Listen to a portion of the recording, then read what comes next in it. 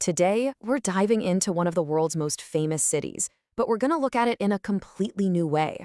We're exploring how a service called Tour Leader Venice promises to unlock a side of the city that honestly, most visitors never even know exists. So let's get into it. When you picture Venice, what's the first thing that comes to mind? For a lot of us, yeah, it's the beautiful canals and the incredible architecture. But it's also those massive crowds in St. Mark's Square, right? But what if you could just peel back that top layer and find something way more authentic, something personal? And this slide just lays it out perfectly. On one side, you've got the standard tourist grind, the long lines, the generic experiences. But on the other side, you have your Venice.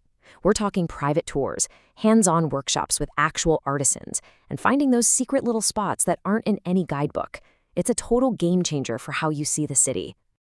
All right, so here's our game plan for this explainer. First, we'll unpack that promise of a secret Venice. Then we'll see what it means to go beyond the classic gondola ride. After that, things get interesting with some high-octane Italian dreams. Then we'll dive deep into art and history. And finally, we'll see how it all comes together with your own all-access pass to the city. So first up, Secret Venice. The whole idea here is actually pretty simple, but it's really powerful. Every single tour is completely customizable and 100% private. This isn't about joining a big group and following a guide with a flag. It's about creating an itinerary that is built just for you. And you can see their focus isn't just on seeing stuff. It's about really experiencing it. This quote gets right to the heart of it all. Connecting with the city's soul through its craftspeople. That's a theme we're going to see pop up again and again. Okay, so on to our second point. Let's talk about the water. Venice is, of course, a city built on water, but your experience on the canals can be so much more than just being a passenger in a gondola. This is all about completely reimagining your relationship with the water. So instead of that passive ride, check these options out. You can actually take Venetian rowing lessons, go on these incredible tours of the magical lagoon, charter a classic, beautiful Riva boat, or take a slow lagoon journey to places most tourists totally miss, like the island of Torcello. So let's just break down what one of these experiences is really like. That rowing lesson, it's the real deal. You meet an expert instructor, you learn the mechanics of these super unique boats, and then you're doing it yourself. You're actually rowing down quiet, hidden canals. The key thing here is that you're not just a tourist anymore. For a little while, you become part of the city's living, breathing rhythm. Now we are going to switch gears dramatically. This service isn't just stuck in the Venetian lagoon. Nope. It also works as a gateway to some of those iconic Italian experiences you might not ever think to connect with a trip to Venice.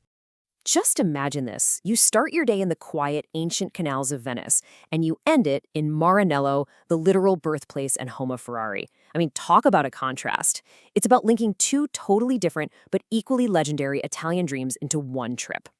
And listen, this is not just some quick photo op. We're talking about a full 8-hour, completely private day trip. You even have the option to get behind the wheel for a test drive on the official Maranello and Modena circuits. That is an absolutely immersive adventure.